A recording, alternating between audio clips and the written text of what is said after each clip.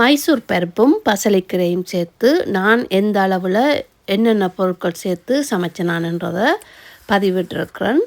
மைசூர் பருப்பு உங்களுக்கு விருப்பம் இல்லையண்டா துவரம் பருப்பு இல்லையண்டா பாசிப்பருப்பு சேர்த்து இந்த கறி செய்யலாம். அதுவும் நல்ல சுவையாக இருக்கும். தேங்காய் உடனே துருவி பால் எடுத்து சமைக்கிறீங்களா முதல் பால் எடுத்து வச்சுட்டு நான் தண்ணி சேர்த்துருக்கிறேன். தண்ணிக்கு பதிலாக 2ஆம் 3ஆம் பால் சேர்த்து அவிய விடலாம். இந்த கறிக்கு பழப்புளி சேர்த்து சமைச்சிங்களா நல்ல சுவையாக இருக்கும்.